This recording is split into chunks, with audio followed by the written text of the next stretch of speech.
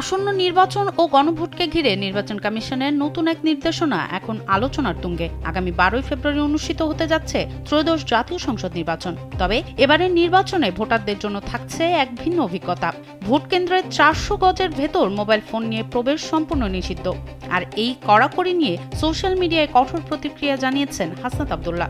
নির্বাচনের স্বচ্ছতা নিশ্চিতে 25,700 কেন্দ্রে পুলিশের জন্য বডি অন ক্যামেরা এবং দ্রুত বার্তা পাঠানোর অ্যাপ চালু করা হলেও সাধারণ মানুষের হাতে ফোন না থাকাকে ভোট চুরির ডিজিটাল নীল নকশা হিসেবে দেখছেন হাসনাত আব্দুল্লাহ। তার মতে 400 গজের মধ্যে মোবাইল নিষিদ্ধ করার অর্থ হলো সবাইকে ফোন ঘরে রেখে আসতে বাধ্য করা।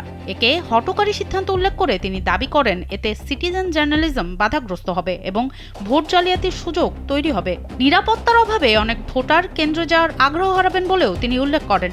হাসনাত আব্দুল্লাহ আরও জানান, সিসি ক্যামেরা থাকলেও তাৎক্ষণিক প্রতিবাদ বা তথ্য আদান প্রদানে ব্যক্তিগত মোবাইল ফোনের কোনো বিকল্প নেই। সাধারণ মানুষ যেন ভিডিও করতে না পারে সেজন্যই এমন পদক্ষেপ। তিনি মনে করেন, কেন্দ্র দখল ও ভোট চুরি ঠেকাতে ব্যক্তিগত ফোন কার্যকরী ভূমিকা রাখে। নিরাপত্তা ও স্বচ্ছতার স্বার্থে এই সিদ্ধান্ত অবিলম্বে প্রত্যাহারের দাবি জানান হাসনাত আব্দুল্লাহ।